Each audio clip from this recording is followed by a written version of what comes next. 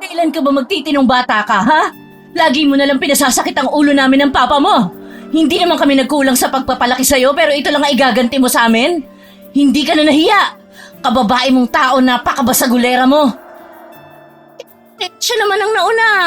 Alangan namang hayaan ko lang ang bruhang yun na ubusin ang buhok sa anit ko. Ang sakit kaya.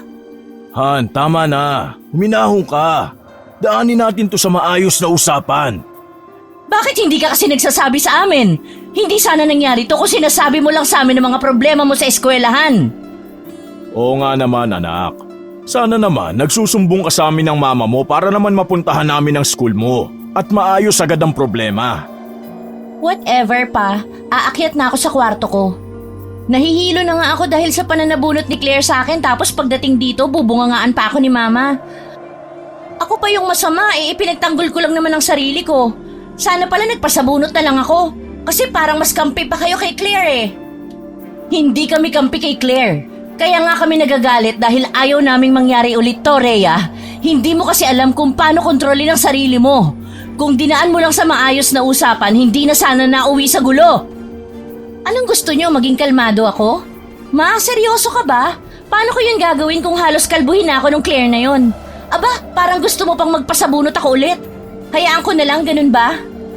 Anak, hindi ka dapat nagsasalita ng ganyan. Kailangan natin mag-usap na maayos. Mas mabuti kung kinausap mo kami agad para naayos na sana. Eh di ba ang saya nyo? Nandito na naman kayo para sermonan ako. As if hindi ko alam yung mga dapat kong gawin. Sige, kayo na lang kaya magpabugbog sa mga buwisit na kaklase ko. Tapos titingnan ko kung matino pa kayo mag-isip. Rhea, hindi tama yung ganyang pagsagot sa amin. Eh ano pa bang gusto nyong gawin ko? Magpasabunot na lang ulit ako? O kaya next time tatawagin ko kayo para ipagtanggol ako? Eh hindi rin naman kayo makakatulong. Makakatulong kami pero sa ibang paraan. Pwede namin kausapin ng principal o yung magulang niya. Kami nang bahala dun kung sakali. Hindi mo ba naisip yon? Fine, ako na naman ang mali. Ang gusto ko, wag mo nang ulitin to. Hindi ko po mapapromise. Kasi kapag uulitin niya yung ginawa niya kanina, gagantihan ko siya. Ako na ang bahala sa sarili ko. Kaya ko ang problemang ito, hindi ko kailangan ng tulong niyo. Rhea, sobra na yung sinasabi mo ha. Kami ang magulang mo. Hindi mo kami pwedeng bastusin ng ganyan. Eh ano naman, lagi na lang kayong ganyan. Kung hindi sermon, puro sisi. Pero ako palagi ang mali. Wala ba kayo ibang kayang gawin kundi pagsalitaan ako ng ganyan? Sige, magpatuloy ka lang sa ganyang ugali, Rhea. Tingnan natin kung saan ka pupulutin. Hindi mo alam kung gaano namin sinusubukang intindihin ka, pero yung bibig mo hindi na namin matiis. Eh di wag niyo akong intindihin. Nakakapagod na rin kayong dalawa, puro kayo reklamo. Aba't wala kang galang ah. Ano, nagmamalaki ka na? Kaya mo na ang sarili mo, ganun ba? Pwes lumayas ka sa bahay na to. Layas! Hindi ko kailangan ng anak na kasing suwail at walang modong kagaya mo. Akala mo ba natatakot ako umalis dito sa poder nyo? Diyan kayo nagkakamali. Kung akala nyo magmamakaawa ako sa inyo, hindi yun mangyayari. Dahil aalis talaga ako rito sa buwisit na bahay na to. Ano ba, Rhea? Pag-usapan nga natin ito ng mahinahon. Aakyat na ako sa kwarto ko. Ayoko na kayong pakinggan. Lalayas na ako kung yan ang gusto nyo. Rhea, bumalik ka rito! Hayaan mo na siya, Han. Kailangan niyang maturuan ng leksyon. Kailangan niyang makita ang mga maling nagawa niya. Hindi tayo ang luluhod sa kanya dahil anak lang natin siya. Puno ng hinanakit ang boses ni Rita habang sinasambit ang mga salitang yon sa asawang si Dante. Labag man sa kalooban niya ang nasabi sa anak, kailangan niyang panindigan yun. Lagi na lang kasing laman ng gulo ang anak niyang si Rhea at palagi rin silang napapatawag sa guidance office para sa counseling. Hindi na nga malaman ni Rita kung saan ba siya nagkamali at nagkagano ng ugali ng anak. Simula bata pa si Rhea ay tinuturuan niya na ito ng magandang asal. Subalit kahit ano pang pagtutuwid ang gawin niya sa anak, pilit itong napapariwara dahil sa mga barkada nito. Hindi na niya alam ang gagawin sa kanyang anak kaya humantong siya sa ganoong desisyon. Naisip niya kasing marahil ay kapag mag-isa na lang ang kanilang anak, malalaman nito na hindi biro ang buhay. Nais niyang mapagtanto ng kanyang anak na hindi pa nito kayang tumayo sa sarili nitong mga paa at kailangan pa nito ng gabay nila bilang kanyang mga magulang. Kinabukasan ay maagang gumising ang mag-asawa upang maghanda sa pagpasok sa trabaho ni Mang Dante. Natapos ng magkape ang dalawa ay hindi pa rin bumababa ang anak nilang si Rhea. Nagpasya si Mang Dante na siya na ang manggigising sa dalaga. Plano din niya na kausapin ito at nagbabaka sakali siyang magiging mahinahon na ang kanilang pag-uusap na mag-ama. Nais niyang ipaintindi sa dalaga ang kanilang punto at kung saan nagkamali ito. Rhea, anak, buksan mo ang pinto. Kakain na tayo. Naghihintay na ang mama mo sa baba. Tara na, anak. Nakailang katok pa si Dante sa pinto ng kwarto ni Rhea, subalit wala siyang natanggap na tugon mula rito. Napakunot ang kanyang noo at sinubukang pihitin ang doorknob. Hindi ito nakalak kaya naman dahan-dahan niya yung binuksan saka sumilip sa loob. Madilim ang loob ng kwarto kaya naman binuksan niya ang ilaw. Nang bumaha ang liwanag sa loob ay walang bakas ng dalaga roon. Malinis ang buong kwarto kaya naman binundol ng kakaibang kaba ang kanyang dibdib. Mabilis niyang tinungo ang cabinet nito at napagtanto niyang naglayas nga ang anak. Nagmamadali siyang bumaba sa hagdan at naghihisterical na kinausap ang asawa. Rita! Rita, ang anak natin! Nawawala! Anong nawawala? Wala siya sa kwarto niya. Pati yung ibang mga damit niya wala na sa cabinet niya. Halos nangalahati na ang laman nun. Tinutuon niya nga ang sinabi niyang lalayas na siya rito sa bahay. Ano? Diyos ko naman, bata yun talaga, oo. Saan naman kaya nagpunta yun? Tawagan natin yung mga kaibigan niya. Baka sakaling alam nila. Sandali lang. Wag! Anong ibig mong sabihin wag? Hayaan na muna natin siya, Han. Ginusto niyang maglayas, bumalik siya ng kusa. Tulad ng palagi kong sinasabi, hindi tayo ang luluhod sa kanya. Kailangan niyang matuklasan ang buhay na hindi niya tayo kasama para malaman niya ang hirap. Baka doon, Dante. Baka doon siya matuto.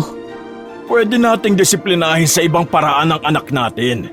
Pero yung ganito na pababayaan natin siya sa labas, baka kumapano siya. Hindi ka ba naaawa sa kanya? Naaawa ako, Dante. Pero mas nakakaawa siya kung pababayaan natin siyang gano'n ang pag-uugali niya. Alam kong mas lalo lang lalaki ang ulo nun at mas lalakas ang loob na bastos-bastusin tayo kapag tayo ang lumuhod sa kanya. Saka wala naman tayong dapat na ipag-alalang masyado. Sigurado ako na pupunta lang yun sa mga kabarkada niya.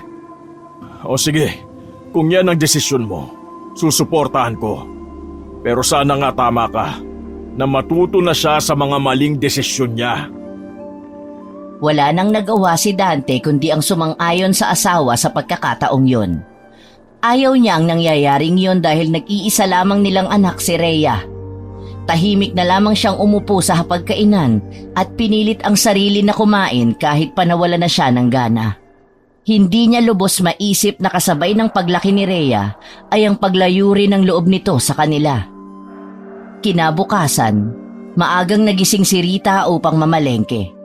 Dagsana kasi ang tao sa pamilihan tuwing mataas na ang araw kaya naman nasanay siyang mamili ng maaga. Habang namimili ng mga gulay ay hindi nakaligtas mula sa kanyang pandinig ang pinag-uusapan ng dalawang nagtitinda ng isda na nasa gawing likuran niya lang. Natatawa ako sa mga kumakalat na balita dito sa atin tungkol sa pag-atake daw ng mga aswang sa gabi. Ang mga tao talaga, wala nang magawang maganda. Puro chismis ang ilaatupag. Nabalitaan ko nga rin yan, pare. Saka meron na rin ako ibang kakilala na nagpapatotoo nga tungkol sa balita na yan. Ikaw, naniniwala ka ba na talaga may aswang nga? Kasi ako sa totoo lang, nagdadalawang isip ako kung maniniwala ako o hindi. Puro lang naman kasi kwento. Gusto mo pala makakita eh. Ba't di mo subukan magtanod sa gabi? Baka sakali makakita ka. Ingat ka lang kasi baka naman pati ikaw malamon ng aswang. Ako kasi naniniwala ako. Hindi na normal yung bilang ng mga taong nakikitang patay sa tabi-tabi. Saka yung mga alulong ng aso sa gabi, nakakatakot. Basta, haka-haka lang yan. Kwento-kwento lang, panakot sa mga bata, sa mga batang isip. Paano kung totoo nga, Kulas? Yung pinsan ko, si Dario, nakakita daw siya ng babae na lumilipad nung isang gabi. Saka yung mga manok nila, bigla na lang naglaho. Tapos puro dugo lang ang naiwan. Seryoso ka ba dyan, Fredo? Baka may magnanakaw lang ng manok tapos gumawa-gawa na lang ng kwento para takutin yung mga tao. Kulas, hindi ito biro. Yung lolo ko, ilang beses na rin nakakita ng ganun ng kabataan niya. Mahirap lang talaga na makakita ng mga nilalang na yon kasi kaya nilang magbago ng anyo at magtago sa dilim. Ay, Fredo, ang dami mong alam. Kung may aswang nga talaga, bakit hanggang ngayon wala pa ring ebidensya? Tsaka bakit hindi sila sumasalakay sa mga taong may armas o mga matatapang? Kasi nga Kulas, matatalino yung mga aswang. Hindi sila basta-basta nagpapakita kung kani-kanino. Pipili sila na mahina, yung hindi makakapanlaban. Ganun ba yun? Basta, ikaw ang bahala kung ayaw mo maniwala. Pero kahit ganun kailangan pa rin talagang mag-ingat at iwasan na talagang paggala-gala lalo na kapag gabi. Mahirap na. Sa bagay, wala namang mawawala kung mag-iingat. Dahil sa narinig ay ginapangan ng takot ang buong katawan ni Rita. Maging siya kasi ay naniniwala rin sa mga nilalang ng dilim na tulad ng mga aswang. Marami kasi nun sa probinsya nila at talagang delikado ang mga ito. Kung wala kang pangontra, talo ka. Magiging hapunan ka nila kapag nagkataon. Bigla naman niyang naisip ang kanyang anak. Hindi niya kilala ang mga barkada nito kaya wala siyang mapagtatanungan kung nasaan na nga ba si Rhea. Nag-aalala siya sa isiping baka mabiktima ng aswang ang kanyang anak na siyang hindi niya matatanggap kapag nangyari. Mahal niya ang anak kahit pasakit ito ng ulo nila at laging takaw gulo. Binilisan na lamang niya ang pamimili upang makauwi na sa kanilang bahay at upang ipaalam ang nasagap na impormasyon sa asawa. Pagkarating ni Rita sa bahay, agad niyang tinawag si Dante na abalang nag-aayos ng kanilang motor. Kita sa kanyang muka ang kaba at pag-aalala. Dante, kailangan nating mag-usap. May narinig ako sa palengke. May mga aswang daw na namemerwisyo dito sa bayan. Kanino mo na naman ba nasagap yan, Rita? Ikaw talaga katanda-tanda mo na naniniwala ka pa sa aswang. Kwento-kwento lang ang mga yan para hindi magpasaway ang mga tao. Kala ko naman namalengke ka. Yun pala. Hoy, hindi ako tsismosa Narinig ko lang yung kanina sa usapan dun sa palengke. Teka, ba't ganyan ang tono mo? Hindi ka naniniwala sa akin? Sa bagay, hindi ka nga naman talaga maniniwala kasi laking syudad ka. Ano ba kasi ang problema? Ano naman kung may aswang nga na pagala-gala? Dante, yung anak natin. Hanggang ngayon hindi pa rin nagpaparamdam. Saka tinawagan ko na yung ibang barkada niya. Hindi nila nakita si Rhea. Hindi na rin pumapasok ng eskwelahan. Hindi mo ba naiintindihan? Baka napahamak na yun. Hindi ba't ikaw naman na may gustong pabayaan yung bata? Sabi mo hayaan natin para matuto. Para alam niya ang buhay mag-isa at kusang bumalik dito. Di hintayin mong bumalik. Ano? Kung sana hindi mo siya binigyan ng ideya na gawin yon, hindi sana maglalayas yung anak natin. Tapos ngayon may nababalitaan kang ganyan, saka ka nag-aalig-aga. Saka ka hindi mapakali. Bakit? Aswang lang ba ang nakakatakot sa kalye? Mas marami ang taong halangang bituka at mas nakakatakot sila kesa sa aswang. Pwede ba? Hindi ito ang oras ng sisihan o biruan. Gusto ko lang na mailigtas ang anak natin. Ayoko mapahamak siya, Dante. Hanapin natin si Rhea. Hindi ako nagbibiro. Totoo ang aswang. Saglit na napaisip si Dante habang matamang nakatitig sa asawang si Rita. Napabuga siya ng hangin na tila ba tinitimbang ang gagawin. O siya, magbibihis lang ako at hahanapin na natin si Rhea. Pero sana naman, kapag nakita na natin siya, wag mo na siyang pagalitan. Kausapin mo na maayos.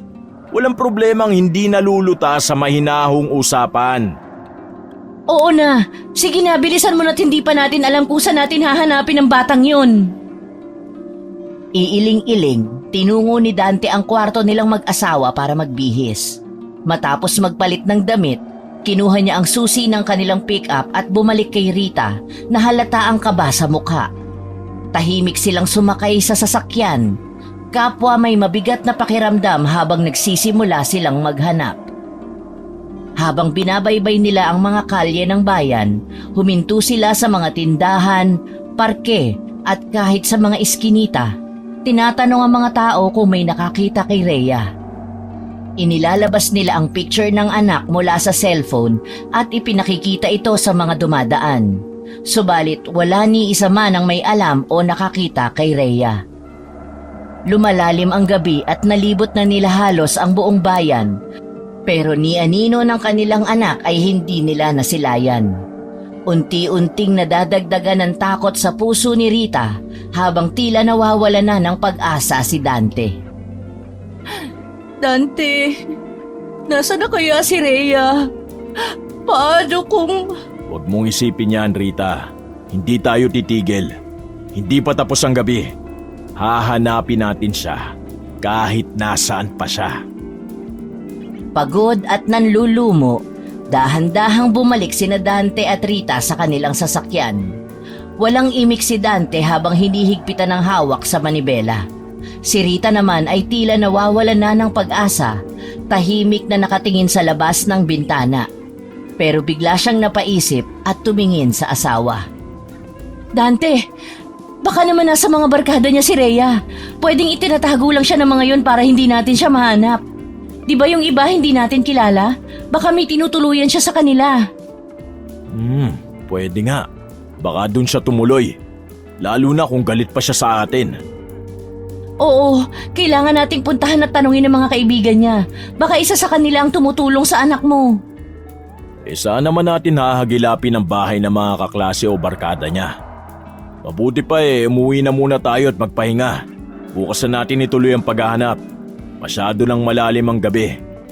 Bukas pupunta tayo sa eskwelahan at dun tayo hihingi ng tulong. Maski sa pulis, ire-report na natin yung pagkawala ng anak natin. Sa bagay, tama ka naman. Sige, umuwi na tayo. Pero sana wala talagang nangyaring masama kay Rhea. Habang pauwi sila, kapwa sila tahimik sa daan. Parehas na pagod at tulala si Rita. Maski napagkasunduan na nila ng kanyang asawa na ituloy bukas ang paghahanap, hindi pa rin mawala ang kaba at takot para sa kanilang nag-iisang anak. Kinabukasan, hindi na nag-aksaya ng oras ang mag-asawa. Agad na nagmaneho si Dante papunta sa eskwelahan ng kanilang anak. Pagdating doon, ipinarada niya ang sasakyan sa gilid ng eskwelahan. Habang papalapit sila sa gate, isang matandang gwardya ang sumalubong sa kanila. Magandang umaga po, sir. May kailangan po ba kayo? Oo, boss. Anak namin si Rhea. May tatanong lang po sana kami sa mga kaklase ng anak namin. Nawawala po kasi siya. Naglayas po. At kagabi pa po namin siya hinahanap. Nagbabaka sakali na rin po kaming nandito ang anak namin. Maaari po bang pumasok? Teka, itatawag ko muna sa principal. Pakihintay lang ho saglit, ma'am, sir. Sige lang po. Makakapaghintay pa naman po kami. Ilang saglit lang naman ang itinagal ng tawag at agad naman silang binalikan ng matandang gwardya. Sige ho, ma'am, sir. Pwede na po kayong dumiretso sa loob. Naku, maraming salamat po, Manong. Walang anuman ho, ma'am at sir. Pasok lang ho. Nagmamadaling tinungo ng mag-asawa ang silid-aralan ng kanilang anak. Nang makarating sila, agad silang luminga-linga, umaasang baka naroon ang kanilang anak. Ngunit kahit anong tingin nila sa paligid, wala silang makitang bakas ni Rhea. Tahimik lang ang mga bata habang naghihintay sa kanilang guro. Tahimik din na nagmamasid ang dalawa. Naghihintay at umaasa na baka sakaling pumasok din si Rhea sa araw na yon. Maya-maya ay naisipan ni Dante na magtanong na sa mga kaklase ng anak. Pumasok siya sa loob ng classroom at kinuha ang atensyon ng lahat. Magandang umaga sa inyong lahat. Ako ang tatay ni Rhea. Naglayas kasi siya sa bahay at hinahanap namin. Baka may nakakita po sa inyo o may alam kung saan siya tumutuloy ngayon. Ilang araw na pong di pumapasok si Rhea sino ba ang mga kaibigan o mga kabarkada niya rito? Yung mga kakilala po namin na naging barkada niya dito, drop out na po. Pero may isa pa po siyang malapit na kaibigan na kaklase din po namin. Talaga? Sino siya? Nandito ba? Absent din po eh. Bernadette po ang pangalan niya. Alam mo ba kung saan yun nakatira? Pasensya ka na ha. Kailangan lang kasi talaga namin siya makausap. Baka kasi nasa kanila si Rhea o kung hindi naman baka alam niya kung saan naroon ang anak namin. Nag-aalala na kasi kami sa kanya eh. Sinabi ng estudyante kung saan matatagpuan ang bahay ni Bernadette. Nagpasalamat si Dante sa kanya at pagkatapos ay inaya na ang asawa palabas ng building patungo sa kanilang sasakyan. Habang dumadaan sila sa gwardya, muling nagpasalamat si Dante sa kanya para sa tulong. Pagkaraan nito, agad nilang tinungo ang nakaparadang sasakyan, sabik na umalis upang hanapin si Bernadette at makakuha ng karagdagang impormasyon tungkol kay Rhea. Pinuntahan nga nila ang address na ibinigay sa kanila ng kaklase ni Rhea. Habang nagtatanong-tanong sa lugar na yon ay nalaman ng mag-asawa na isang working student ang dalaga. Nagtatrabaho sa gabi at sa umaga ay nag-aaral. Wala na rin itong magulang at nakatira sa may bandang dulo ng village. Pagdating nila doon ay isang barong-barong ang kanilang nadatnan. Luminga sila sa paligid at nakitang ito lang ang nag-iisang bahay na naroon. Napapalibutan ng matataas na damo ang parehong gilid ng bakuran at sa likod naman ito ay isang masukal na kakahuyan. Halata na ang kalumaan sa bahay at masasabi nilang hindi na yun ligtas na tirahan para sa isang dalaga. May kabang sumipa sa dibdib nila sa hindi nila malamang dahilan. Ngunit kahit ganoon ay tumuloy pa rin sila at tinungo ang mismong bahay sa kakumatok. Tao po! Bernadette, nariyan ka ba sa loob? Tao po! Rhea, andyan ka ba sa loob? Anak! Ay, parang walang tao sa loob ah. Walang sumasagot eh. Subukan mo ulit, baka natutulog. Tao po! May tao po ba dyan sa loob? Rhea, kami to, ang papa at mama mo. Please, kung nandiyan ka sa loob, nakikiusap ako. Lumabas ka na at makipag-usap ka na maayos sa amin. Ngunit kahit anong pagtawag ang gawin nila ay wala pa ring sumasagot mula sa loob. Kaya naman sinubukan ni Dante na buksan ang pinto. Hindi ito nakalak kaya naman dahan-dahan niya yung binuksan at saka sumilip sa loob ng bahay. Madilim ang loob at may katiting na liwanag lang mula sa labas ang pumapasok sa mga maliliit na butas ng dingding. Tao po! Rhea, nandiyan ka ba? Anak! Han, wala talaga eh. Wala ngang tao. Baka naman lumabas sila o may pinuntahan. Hintayin na lang kaya natin siya rito, Han. Pero sa sasakyan na lang tayo maghintay. Mabigat kasi ang pakiramdam ko sa lugar na to eh. Sige Han, baka tama ka. Medyo kakaiba nga ang pakiramdam ko rito. Baka nga mas mabuting doon na lang tayo sa sasakyan maghintay. Lalabas na sana sila nang mapansin ni Dante ang isang pamilyar na bagay. Sinipat niya yung maigi at nang mapagtantong pag-aari ngayon ng anak ay agad niya itong pinuntahan. Han, bagto ni Rhea. Nandito nga ang anak natin. Talaga? Diyos ko, salamat naman kung ganun. Pero teka, Han, may dugo. Ha? Diyos ko, saan naman kaya yan galing? Hindi kaya... Hindi pwede. Ipagdasal nating walang nangyaring masama sa anak natin. Agad niyang kinuha ang bag at iniabot kay Rita.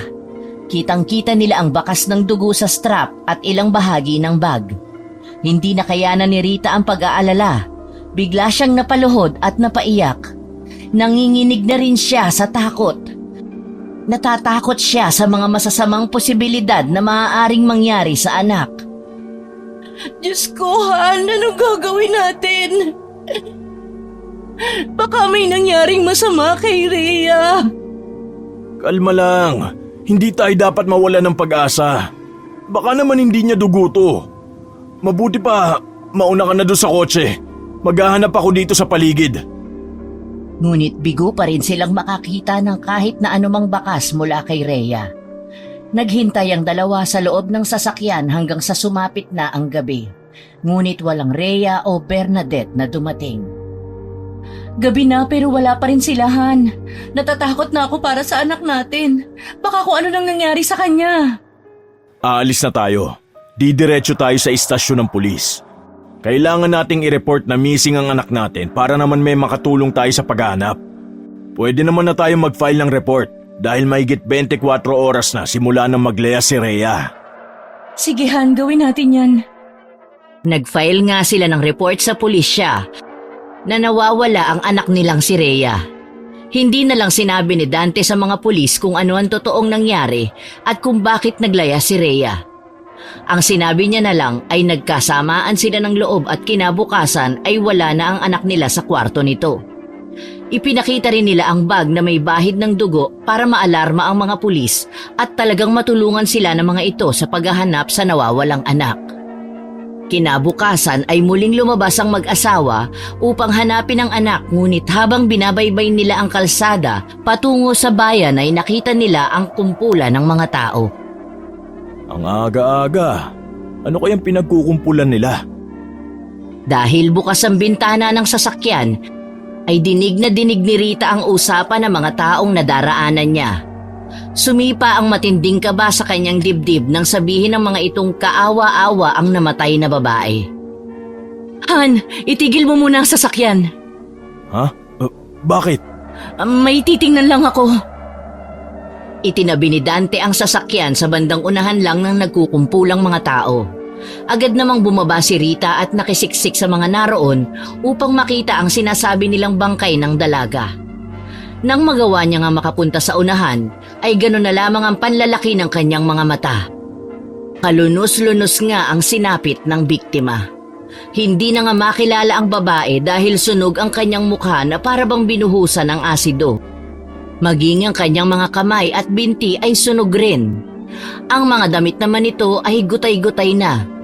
Ngunit sa kabila ng lahat ng iyon, nanlulumo na lamang na napaluhod si Rita sa tabi ng patay na katawan ng dalaga. Diyos ko! Anong nangyari sa'yo, anak? Sinong gumawa nito sa'yo? Anak! Nagsimulang magbulungan ang mga taong malapit sa kanya. Nagtataka sila nang marinig siyang tinawag niyang anak ang patay. Ang iba naman ay nag-usisa pa kung totoo bang anak nga niya yon. Hindi siya nag-abalang sagutin ang mga tanong sa kanya ng mga tao dahil sa labis na pagdadalamhati sa sinapit ng anak. Maya-maya pa ay naramdaman niya na lamang ang dalawang kamay na pilit siyang itinatayo mula sa pagkakaluhod. Han, ano bang ginagawa mo dyan? Tumayo ka nga. Han! Si Rhea! Wala na ang anak natin! Ano bang pinagsasasabi mo? Paanong wala? Han? Hindi na naituloy pa ni Dante ang dapat na sasabihin niya nang mapagtanto ang mga nangyayari. Nanlalaki ang mga mata niyang itinuon ng paningin sa nooy wala ng buhay na babae. Kumalabog ang dibdib niya at hindi mawari kung ano ang dapat na sabihin. Maging siya ay napasalampak na lamang sa lupa katabi ng asawa. Bumalong ang mainit na likido sa kanyang mga pisngi at tahimik na lamang siyang napahikbi. Anak! Anak ko! Hindi ito maaari! Rhea! Patawarin mo si Mama, anak! Patawarin mo ko! Hindi! Hindi totoo ito! Hindi yan si Rhea! Hindi! Sabay na lamang silang napahagulgol dahil kahit anumang pagtatanggi nila ay sigurado silang anak nila ang babaeng yon. Bagaman may mga putik at mantsa ng natuyong dugo, ay nakilala nila ang bestidang dilaw na bulaklakin na suot nito. Sila mismo ang nagpagawa nun sa kaibigan nilang mananahi, kaya hindi sila maaaring magkamali. Regalo nila yun sa anak noong kaarawan nito at ang anak mismo nila ang nagdisenyo nun kaya nag-iisa lang yun. Naninikip ang dibdib ni Dante habang tinatanaw ang kaawa-awang itsura ng anak. Hindi na kasi talaga ito makilala. Maging ang makapal, mahaba at itim na buhok nito ay nalagas na rin dahil sa asidong tila ibinuhos sa buong katawan ng pobreng babae. Tanggal din ang lalamunan nito na animoy sinakmal ng isang mabangis na hayop. Sa hinuha rin ng iba ay higit 24 oras na buhat ng bawian nito ng hininga. Ilang sandali pa ay may dumating ng rescue kasama ng mga pulis. Tinanong naman sila ng isang inspektor kung kilala nila ang bangkay at sinabi naman nilang anak nila ito. Kaya naman sumunod sila sa mga ito nang dalhin na ang bangkay sa morgue. Kailangan natin mapanagot ang gumawa nito sa anak natin, Rita. Walang kapatawaran ang ginawa nilang kawalang hiyaan sa anak natin.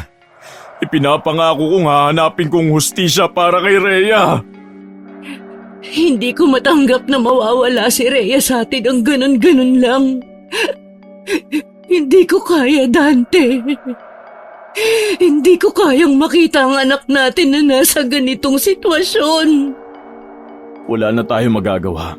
Nahuli na tayo. Wala na ang anak natin. Hindi na natin mababawi ang buhay niya. Pero hindi ako titigil hanggat hindi natin nakakamit ang hustisya. Matapos maiproseso ang lahat ng dokumento, nagdesisyon sina Dante at Rita na ipakremate na lamang ang bangkay ng anak nila. Hindi nila kayang ipa-autopsy ito dahil sa bigat ng kanilang nararamdaman at hindi nila masikmurang makita ang katawan ni Rhea sa ganoong kalagayan.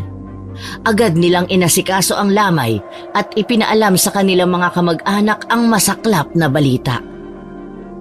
Marami ang nagulat at nalungkot sa pagkamatay ni Rhea. Kahit pakilala ito sa pagiging pasaway at may taglay na kamalditahan, hindi maitatangging may kabutihang nagawa rin siya sa ibang tao. Isa-isa nang dumating ang mga dating kaklase, guro at mga kaibigan ni Rhea sa kanilang bahay upang maghatid ng pakikiramay at magbigay ng respeto. Sa buong linggo ng lamay, hindi mapigilan ni Rita ang humagulgol habang yakap-yakap ang litrato ni Rhea. Wala na ang anak na inalagaan, minahal at iningatan niya sa loob ng 17 taon. Paulit-ulit niyang iniisip ang mga pagkukulang at pagkakamali niya bilang ina. Sinisisi niya ang sarili sa nangyari, lalo na't naramdaman niyang naging pabaya siya sa huling mga sandali ng buhay ng anak. Nagmumukmok si Rita sa isang sulok, malayo sa mga bisita. Hindi nag-aasikaso ng sarili at hindi rin kumakain. Hindi rin niya magawang makipag-usap sa mga kamag-anak na dumarating upang mag-alok ng suporta. Nangingibabaw sa puso niya ang lungkot, puot at panghihinayang. Wala siyang ibang maisip kundi ang pagkawala ng anak na minahal niya ng buong buhay niya. Bakit mo naman kami agad iniwan, anak ko?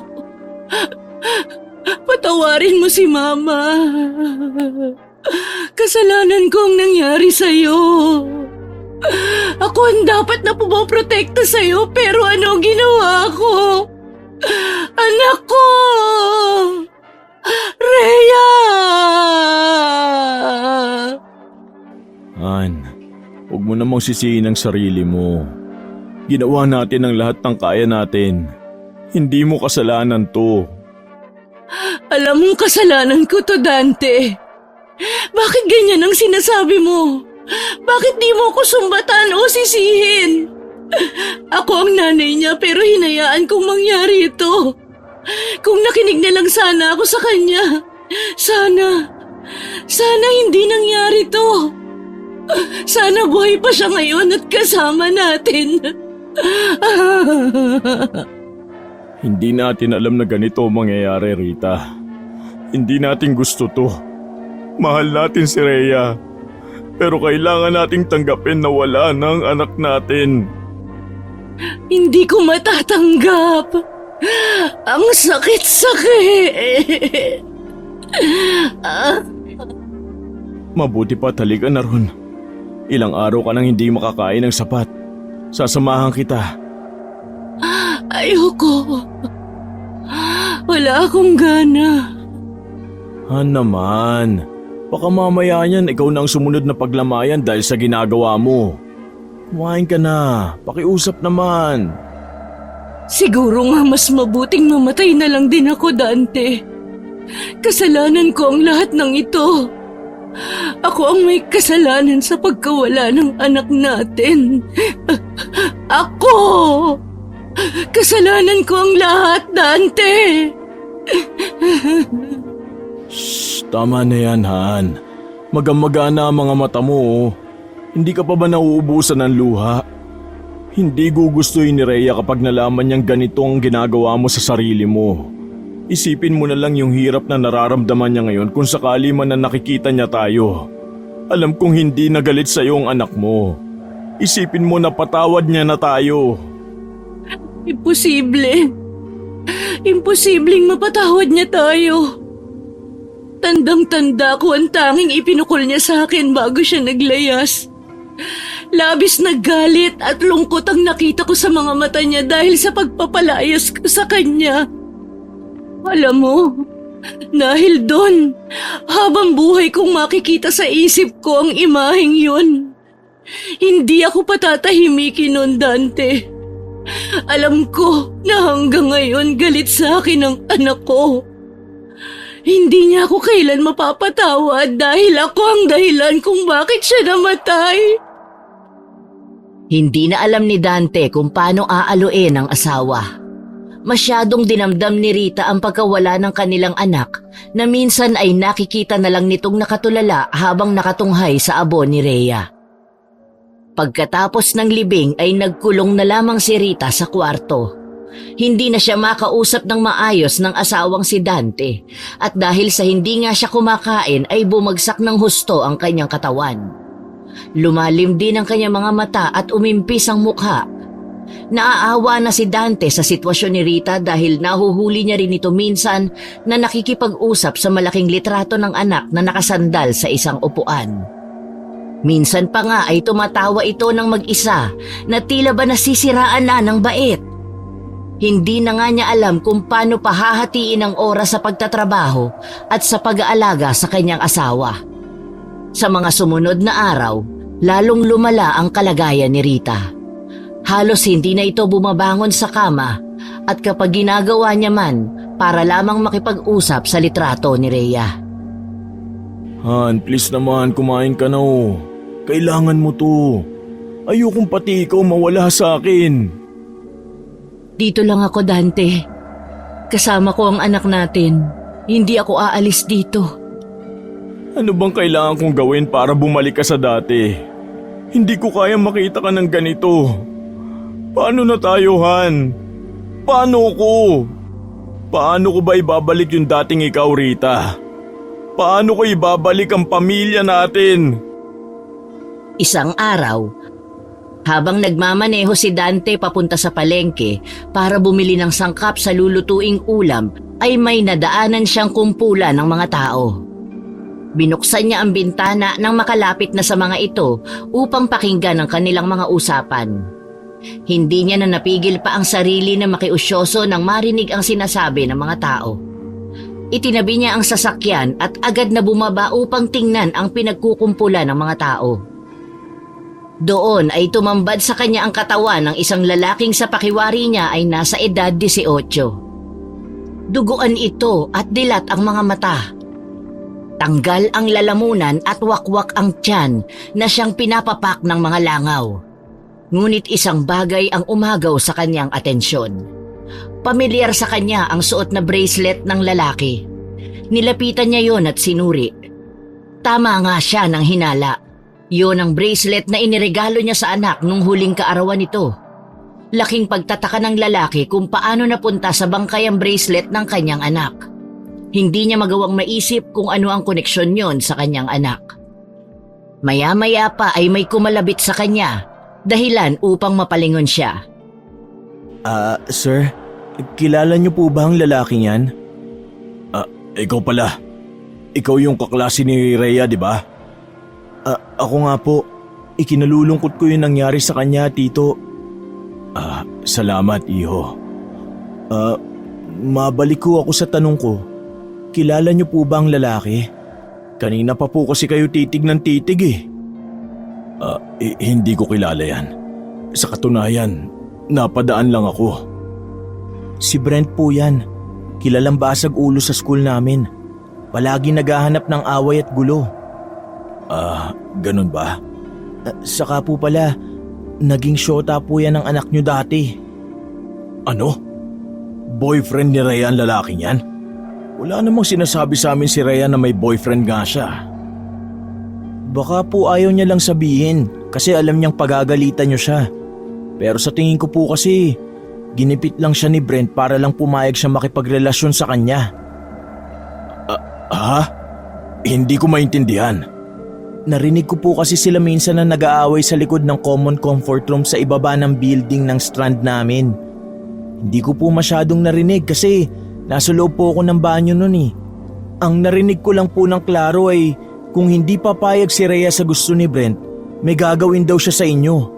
Pinupuwersa niya po si Rhea na sumama sa kanya kahit ayaw nga ni Rhea. Gustuin ko mang magsumbong eh, natatakot din po ako. Hindi lang sa kaligtasan ko pero pati na rin po sa kaligtasan ng pamilya ko. Mayaman po kasi sila Brent. Tatay po niya yung chief of police sa bayan na to, kaya lagi siyang nakakalusot sa mga krimen niya. Protektado po siya ng buong kapulisan. Ibig mo bang sabihin, tinatakot niya ang anak ko? Ganun ba? Hayop naman pala ang lalaking yan eh. Mabuti na lang pala at pati siya namatay na rin. Karma na ang gumante para sa amin sa ginawa niyang pananakot at panggigipid sa anak ko. Ganun na nga po. Simula nga rin po nung naging sila, hindi na po pumapasok si Rhea. Kung hindi absent, nag-i-escape po. Sir, aalis na kayo? Oo, aalis na ako. May mga lalakarin pa kasi ko eh. Maiwan na kita ha. Sige po, mag-iingat po kayo. Salamat Julius. Mag-iingat ka rin. Rita, Han, may sasabihin ako sa'yo. Oh, bakit ang aga mo? Hindi mo ba sinundo ang anak nating si Rhea? Asan siya? Han, kailangan natin mag-usap na maayos. Please naman oh, importante to tungkol sa anak mo to. Ano ba kasi ang nangyayari? Nasaan si Rhea? Patay na ang anak natin. Pagkasabi noon ay tumahimik na si Rita at dahan-dahang lumayo. Hindi na muling umimik sa kanyang asawa. Dahil doon ay di na napigilan pa ni Dante ang mapaiyak dahil sa sama ng loob sa mga nangyayari. Ngunit dahil sa bigat na kanyang nararamdaman, sinundan pa rin niya ang asawa at sinabi dito ang kanyang mga nalaman. Han, alam mo ba? May boyfriend na raw si Rhea, sabi ni Julius. Yung kaklase niyang kinausap natin nung nakaraan. Siya yung nagsabi na may boyfriend na anak natin. Pero alam mo kung anong masaklap? Nalaman ko na hindi talaga gusto ni Rhea yung lalaki at pinipilit lamang siya nito. Han, ang sakit isiping wala tayong kaalam-alam sa mga pinagdaanan ng anak natin. Mag-isa niyang hinarap ang mga banta sa buhay natin na dapat tayong pumoprotekta sa kanya. Nagbago na si Rhea. Sinusuway niya na tayo, Han. Oo, sinusuway niya na tayo. Dahil yun sa kagagawa ng boyfriend niyang hilaw. Dahil sa pamimilit ng Brent na yun, hindi na nakakauwi sa tamang oras ang anak natin dito sa bahay. Nagagawa niya pang maglasing. Ang akala natin nagre-rebelde lang si Rhea pero hindi pala Han. Hindi gusto ni Rhea ang mga nangyari. Tinakot lang siya ni Brent. Natatakot lang siya para sa kaligtasan nating lahat. Shh! Hayaan mo, Han. Pagsasabihan ko si Rhea. Huwag ka nang umiyak. Kakausapin ko si Rhea. Promise, hindi ko siya aawayin. Naramdaman ni Dante ang pagyakap sa kanya ng asawa kasabay ng paghagod nito sa likod niya. Ngunit imbis na tumigil sa pag-iyak ay mas lalo lamang siyang napahagulgol. Hinayaan na lamang ang sariling ilabas ang lahat ng kanyang sama ng loob na kinikimkim niya nung mga oras na pinaglalamayan pa lamang nila ang abo ng kanilang anak. Simula nang makita nila ang bangkay ng anak, ay naging sunod-sunod na ang napapabalitang patayan sa kanilang lugar. At ang mas nakapagtataka ay parehong-pareho ang mga kinahinatnan ng mga bangkay. Tanggal ang lalamunan, wakwak ang tiyan at nagkalat ang mga bituka. Napag-alaman din nilang nawawala ang iilang laman loob ng mga ito gaya ng atay at baga. Sinasabi ng iba, lalo na ng mga matatanda na baka may gumagalang aswang sa kanilang bayan at ito ang namimiktima. Mayroong naniniwala ngunit mayroon namang hindi.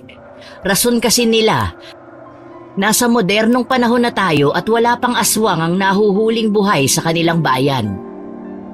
Isang gabi, pauwi na si Dante galing sa kanilang opisina.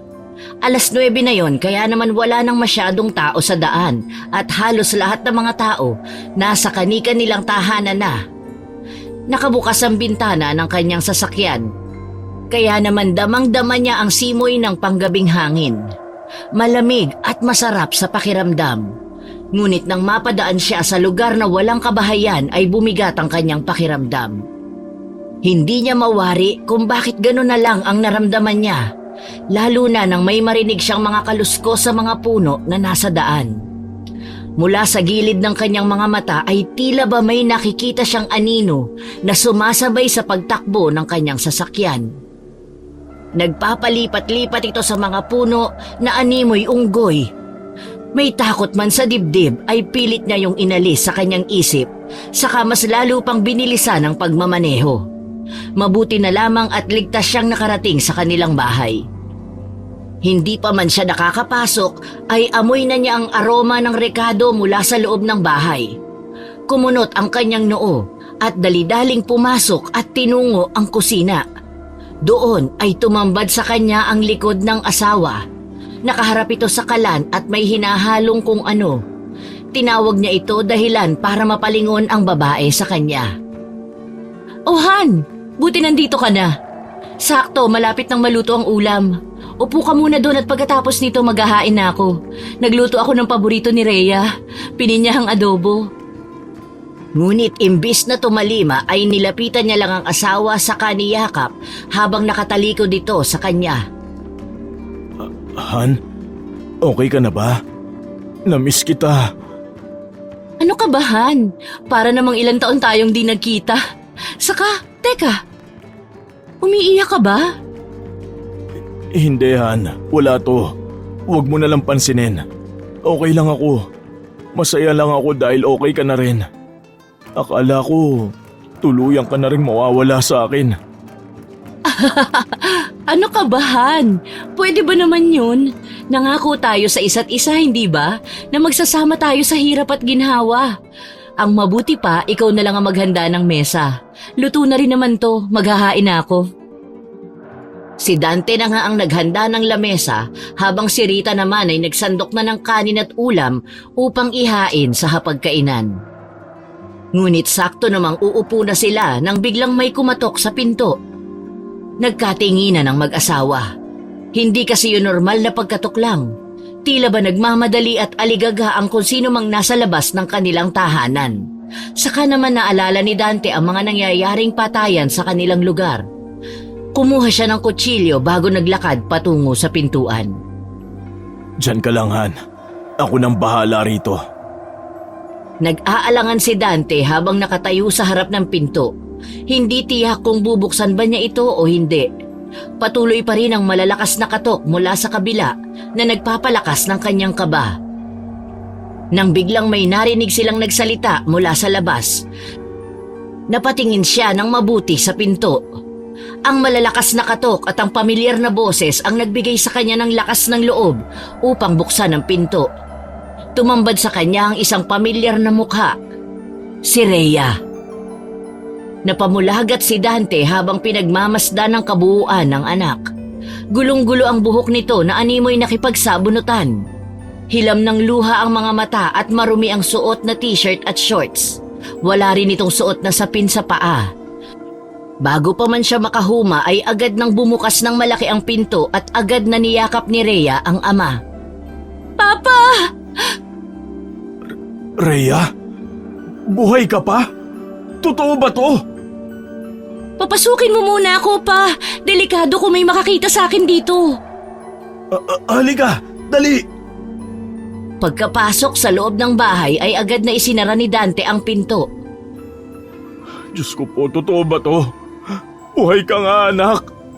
Paano nangyari to? "Papa, gusto ko munang maglinis ng katawan. Nangangati na po kasi ako." Rhea? Dumating ka na, anak? Sabi ko na nga ba at buhay ka nga? Mama! Han, hayaan mo na muna ang anak mo. Mamaya na lang natin siya kausapin. Sige na, pumanik ka na at maglinis ng katawan mo. Pagkatapos mo dun bumalik ka dito sa baba at kakain na tayo. Sige po, Papa. Isang mahigpit na yakap ang muling ibinigay ni Dante at Rita sa anak bago ito umakyat sa kwarto. Pagkatapos ng halos kalahating oras ay bumaba na si Rhea at umupo sa hapagkainan, kaharap nila. Kumain na muna tayo at marami pa tayong pag-uusapan. Heto anak, kumain ka ng marami. Tingnan mo ang payat mo na. Hindi ka siguro nakakakain ng maayos. O siya, heto pa. Sakto pala at paborito mong ulam ang niluto ko. Siguro naamoy mo to kaya umuwi ka, no?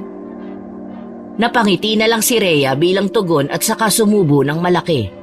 Tuwang-tuwa naman si Rita dahil nasa harap niya na ang anak at buhay na buhay. Habang kumakain ay hindi naman napigilan ni Dante na mapatingin sa anak. Ganadong-ganado itong kumakain at malalaki pa ang subo.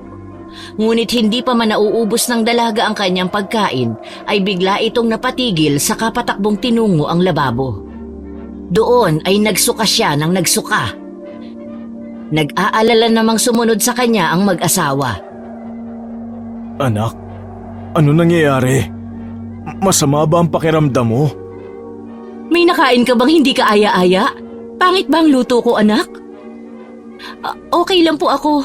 Naninibago lang po siguro ang sikmura ko kasi wala nga ako matinong kain itong mga nakaraang araw. Itutulog ko na lang po siguro to. Ganun ba? Uminom ka muna ng tubig bago ka umakyat sa kwarto mo. Magpahinga ka na, anak. Sigurado ka bang okay ka na? Opo, Papa. O sige, mauna ka na magpahinga. Bukas na lang tayo mag-usap. Marami akong itatanong sa'yo. Han, ano ka ba? Huwag mo namang biglain ang anak natin. Sige na anak, matulog ka na. Good night, anak. Good night po, Mama, Papa. Nang gabing yun ay hindi dalawin ng antok si Dante. Pabiling-biling lamang siya sa kanyang higaan samantalang si Rita naman ay mahimbing nang natutulog. Hindi kasi mawala sa isip niya ang mga nangyari. Parang may iba siyang nararamdaman na hindi niya mapangalanan. Hindi niya matukoy kung ano nga ba talaga ang bumabagabag sa kanyang isipan.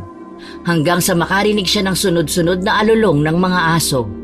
Kasunod nun ay ang mga yabag sa kanilang bubungan na para bang may kung anong sino mang naglalakad doon. Pilitin niya mang kumbinsihin ang sarili na pusa lang ang nasa bubong nila ay hindi pa rin mawala ang kakaibang takot sa dibdib niya. Ngunit sa kabila ng takot na yon ay nagawa niya pa ring bumangon at lumabas ng kanilang silid.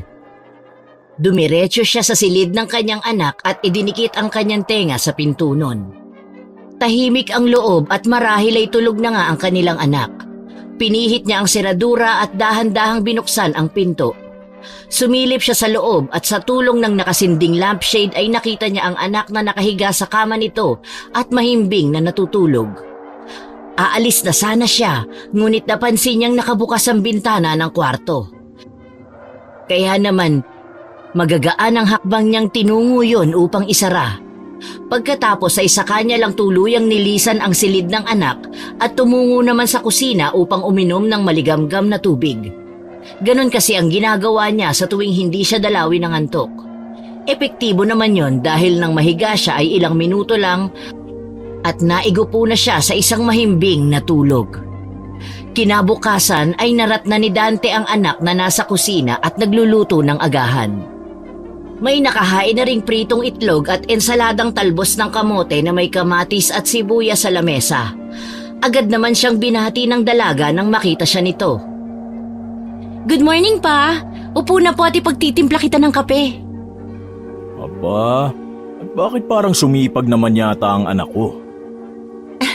Pambawi ko po sa ginawa kong mga kasalanan sa inyo ni Mama. Mabuti at naisip mo yon, anak. Pero aminado naman akong pati kami may kasalanan din sa'yo. Kaya sana patawarin mo kami ng mama mo. Siya nga pala, nasaan ang mama mo? Nandun po sa labas. Ayun po, bumibili ng taho. Talagang walang nakakalampas na nagtitinda ng taho sa mama mo. Paborito niya kasi talaga yan . Kaya nga po eh. Oh, Dante, gising ka na pala. May taho akong binili oh. Swak din tong panghimagas kasi matamis. Pinadagdagan ko pa nga ng arnibal kay Manong magtataho. Salamat. Hindi naman kaya sobrang tamis na nito. Hindi yan. Masarap nga yan eh. Tikman mo. Masarap nga. Ikaw anak, gusto mo ba? Ayaw ko po. Oo, di ba paborito mo rin ito noon? Opo. Kaso lang po parang ayaw na po ng panlasa ko yung malambot na texture ng taho. O siya, tara na. May pagkain na ba tayo? Gusto ko na sanang mag-agahan eh. Meron na, nakahanda na sa mesa. Masaya ang tatlo habang kumakain. Ngunit tulad ng nangyari nung nakaraang gabi, muling isinuka ni Rhea ang mga kinain niya. Mabuti pa pumunta tayo sa ospital mamaya para ma-check up ka. Para malaman kung bakit ka nagsusuka ng ganyan. Ayos lang naman po ako, Papa. Bukod sa pagsusuka, wala naman po ako ibang nararamdaman o sakit. Mainam pa rin anak na magpatingin ka. Para mapanatag kami ng nanay mo. Ayos nga lang po ako. Natigilan si Dante sa biglaang pagtaas ng boses ng anak. Gayunpaman ay hindi na niya ito pinansin. Nagpatuloy na nga lamang ito sa kanyang pagkain. Samantala, pagkatapos nilang kumain ay tinawag ni Dante ang kanyang mag-ina sa sala upang pag-usapan na ang mga nangyari matapos maglayas ng dalaga. Pwede mo na bang ikwento sa amin kung ano nangyari sa'yo? Alam mo bang hinanap ka namin hanggang sa mapunta kami kina Bernadette? Kaibigan mo siya, di ba? Akala nga namin nung una, nandun ka sa kanila kasi nakita namin dun yung bag mo eh. Paano niyo po nakilala si Bernadette? Sinabi sa amin ng kaklase niyong si Julius. Sabi niya mag-best friend kayong dalawa kaya nagbakasakali kami. Akala ko din po best friend ko siya. Pero traidor ang babaeng yun, Papa. Pinagkaisahan nila ako. Niloko. Silang dalawa ni Brent. Brent? Yung boyfriend mo? Hindi ko po siya boyfriend. Manliligaw ko lang po yun dati yung hayop na yun. Pero Nalaman ko yung mga ginagawa niya sa iyong pananakit, pananakot at pamimilit. Bakit hindi mo sinabi sa amin? Sana natulungan kita. hindi natin sila kaya, Papa. Maimpluwensya ang pamilya nila. Chief of Police ang papa niya Gagawin ng magulang ang lahat para maproteksyonan ng kanyang anak. Yan ang tatandaan mo, Rhea. Opo, pasensya na po kayo kung di po ako nag-open up sa inyo. Natatakot lang po talaga ako noon. Yung Bernadette, anong kaugnayan nun kay Brent? Di ba't sabi mo niloko ka? Sa anong paraan naman? Sila po talaga ni Brent ang magkarelasyon. Hindi ko maintindihan, anak. Masyadong komplikado ang kwento mo. Pero anak, alam mo bang mula nang mawala ka hinanap ka namin? Tapos, may nakita kaming bangkay na suot ang mga damit mo at alahas. Inakala naming ikaw yun kasi talagang hindi na makilala ang mukha dahil sa saboy ng asido sa mukha. Anak, pinaglamayan ka namin at inilibing. I'm sorry po. Alam ko po lahat ng yun pero pinili kong di magpakita. Bakit? Sino yung babaeng inilibing namin? Si Bernadette po yun, Ma. Masyado kasi siyang ambisyosa Gusto niya lahat ng meron ako, meron din siya dapat. Kaya lahat ng magustuhan niyang gamit sa akin, kinukuha niya ng walang paalam. Diyos ko, ano tong nangyayari? Mahal, kalma ka lang ha. Huwag ka masyadong mag-isip at baka mamaya kumapano ka na naman. Mabuti nga sa kanila. Karma nila yung nangyari. Makasalanan kasi sila at mapang-abuso. Tama lang na namatay silang dalawa. Anak, hindi ka dapat nagsasalita ng ganyan. Tama lang po, Papa. Maiintindihan po ako ng Diyos sa mga sinabi ko. Anak, saan ka na tumira nung naglayas ka? Sa kalsada ba? Kasi nung dumating ka kagabi, ang dungis mo. Tapos wala ka pang sapatos o tsinelas man lang. Kung saan-saan po ako napadpad Pero kagabi nung nagpasya akong umuwi na lang dito, Ma, Pa, may humabol sa akin. Isang halimaw. Anong ibig mo sabihin na halimaw? Diyos ko, baka yun yung halimaw na nang bibiktima ngayon dito sa bayan natin. Baka yun din yung pumatay kina Bernadette at Brent. Siguro po. Akala ko mamamatay na rin ako kagabi. Akala ko po. Tahan na, huwag ka nang umiyak anak. Ligtas ka namang nakauwi kaya wala ka nang dapat na ipag-alala. Mukhang tama nga ang sabi-sabi. May aswang nga sa bayang ito. Hindi kaya may dayong napadpad dito? Baka nga Han, ba't ba kasi nagkaroon ng mga pesteng ganyan? Sa dami ng mga lugar dito sa Pilipinas dito pa sa bayan natin dumayo. Sino kaya ang mga yun? Yun ang hindi natin alam. Kaya maiging magdoble ingat tayo. Hindi natin alam kung kailan sasalakay ang nilalang na yun. Mamaya kapag dumilim na, huwag na kayong lalabas pa ng bahay. Delikado. Sa kayong mga bintana at pinto, siguraduhin yung nakasara lahat. Maiwan ko na kayo ha. Kailangan ko pang pumasok sa trabaho. Tatawag ako kapag pauwi na ako. Mag-iingat kayo rito ha. Siyempre naman Han. Kaya ikaw mag-iingat ka rin. Mas delikado kaya sa kalsada. Oo naman. O sige na, aalis na ako ha. Habang nasa trabaho ay hindi maiwasan ni Dante na mag-alala sa kanyang mag-ina. Hiniling pa nga niyang sana ay bumilis ang oras upang makauwi na siya kaagad. Pakiramdam kasi niya ay may mangyayaring hindi maganda. Pilit niya yung iwinaksi at nag-focus na lang sa trabaho. Subalit nagkaroon ng problema sa opisina, kaya naman wala siyang nagawa kundi mag-overtime kasama ang ilang katrabaho. Itinawag niya naman yon sa kanyang asawa na malilate siya ng uwi. 11:00 ng gabi, matapos ang trabaho, nagmamadali si Dante pa uwi. Hindi pa man siya nakalapit sa kanilang tahanan, nakita niya ang isang kakaibang tanawin mula sa gilid ng bakuran ng kapitbahay na matagal nang walang tao. Itinigil niya ang sasakyan at sinipat ang paligid. Napamulagat siya sa nakita. Isang babae ang naglalakad sa bakuran, dala ang isang asong hindi na gumagalaw. Habang titig na titig si Dante, nagulat siya nang makita ang babae na nagsimulang kagatin ng aso sa leeg. Tinanggal ang lalamunan nito at nginata ang laman na parabang isang napakasarap na putahe. Pagkatapos, sinunggaban niya ang tiyan ng aso. Halos madaus-us ang bituka nito mula sa katawan. Hindi na makatiis si Dante sa nakikita, kaya't napayuko siya sa manibela ng sasakyan. Nang medyo mahimasmasan ay nakita niyang patungo ang nilalang na yon sa kanilang bakuran. Pinaandar niya ang pick-up at saka itinutok ang headlight ng sasakyan sa babae. Biglang natigilan ng babae sa kanyang ginagawa. Napalingon siya kay Dante. Ang bibig niya ay duguan at may nakalawit pang bituka ng aso. Nanlilisik ang mga mata nito. Magulo din ang kanyang buhok. Maitim at marungis din ang kanyang mukha. Mabalahibo ang katawan ng babae at mayroon din itong mahahabang kuko. Nawala ang takot ni Dante nang maisip na nasa panganib ang kanyang mag-ina dahil sa nilalang na yon. Kinuha niya ang tools na ginagamit niya sa pagpapalit ng gulong at saka siya bumaba ng sasakyan.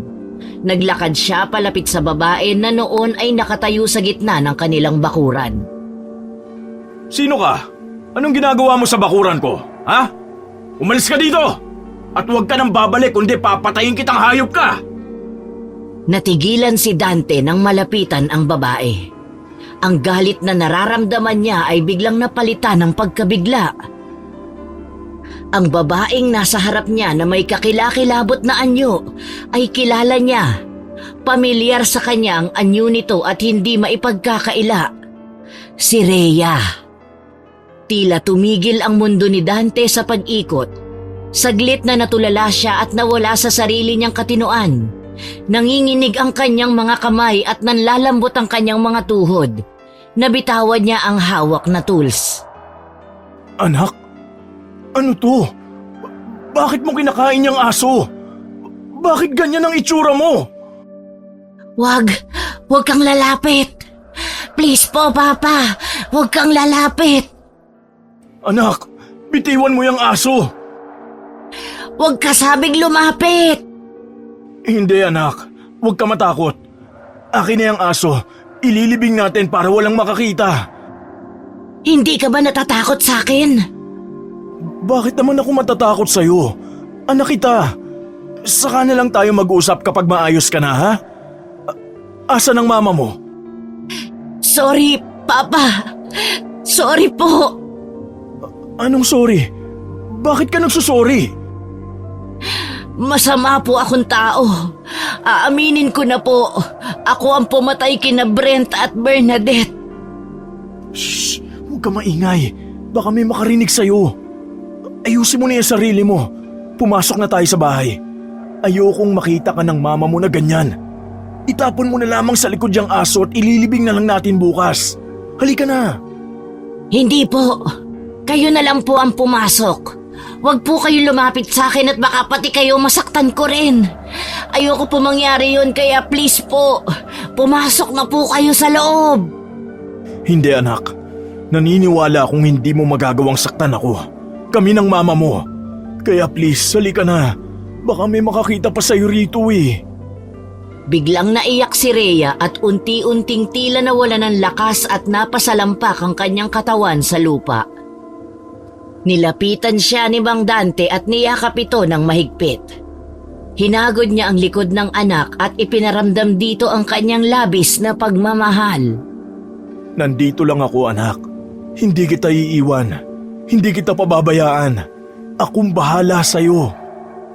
Sa yakap ng ama, unti-unting bumalik sa dati niyang anyo si Rhea. I'm sorry po talaga. Hindi ko po gusto ang nangyaring ito sa akin. Maniwala po kayo. Hindi ko po alam kung paano ko po ito ipaliliwanag sa inyo. Okay lang anak. Mamaya na lang natin pag-usapan sa loob ha. Tara na.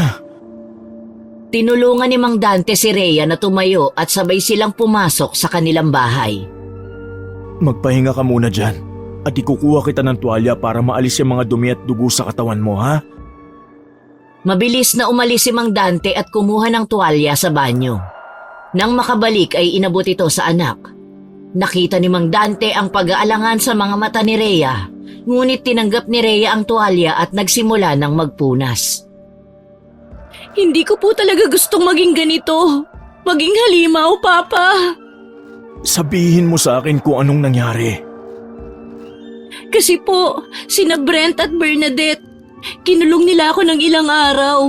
Sinasaktan at binubugbog po nila ako. Tapos tumakas ako, Papa, nung nagkaroon ako ng pagkakataon. Sa kalsada may tumulong sa akin isang matandang babae. Ikinuwento ko sa kanya yung nangyari sa akin. Awang-awa sa akin yung matanda. Isinama niya ako sa karinderya niya at pinakain sa mismong kusina niya.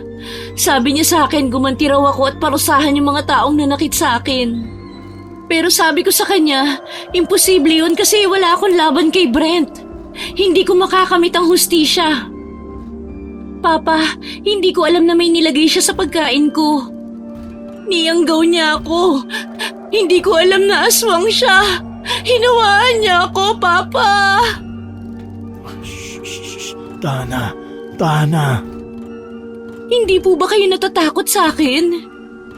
Anak, matapos yung araw na inakala naming patay ka na, wala akong ibang hiniling sa Diyos kundi ang ibalik ka sa amin para makabawi kami ng mama mo sa lahat ng naging pagkukulang namin sa iyo. Bakit ako matatakot sa iyo?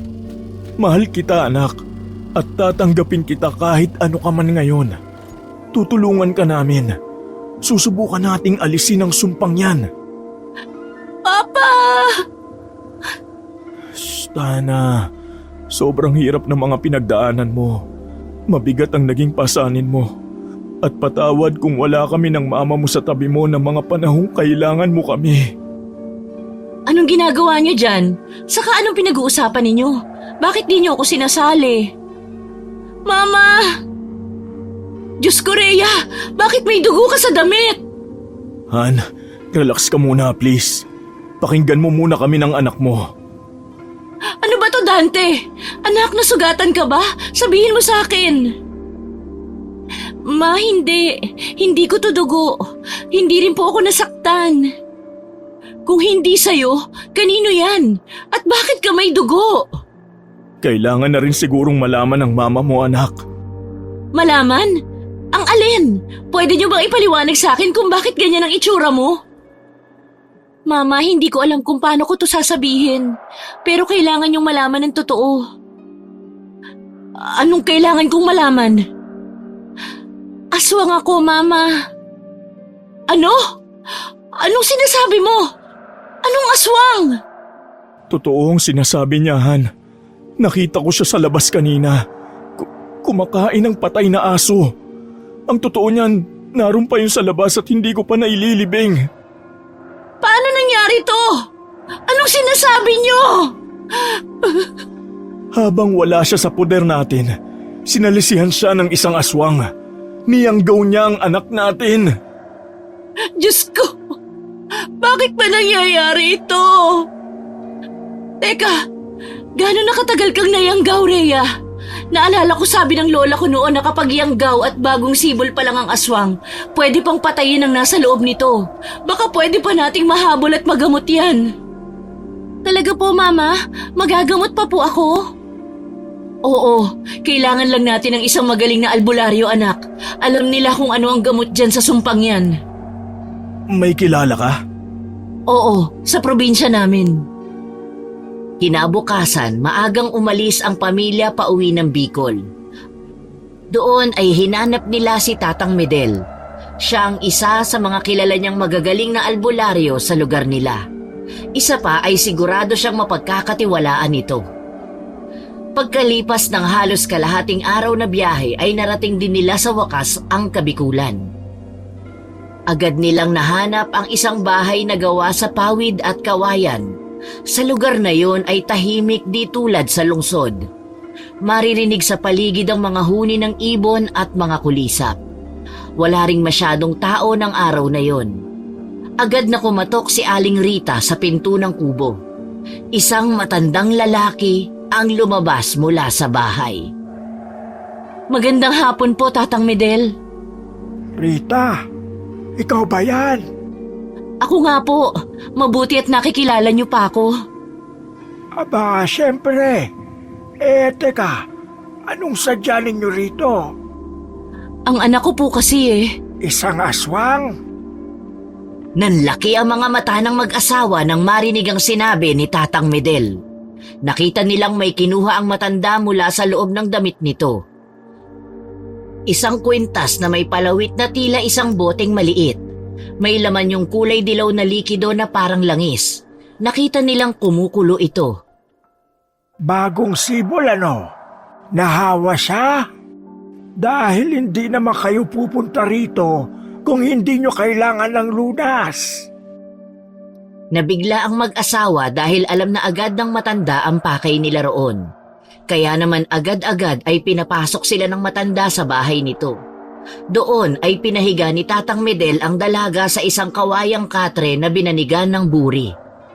Inihanda niya ang kanyang mga kailangan saka siya umupo sa tabi ng dalaga.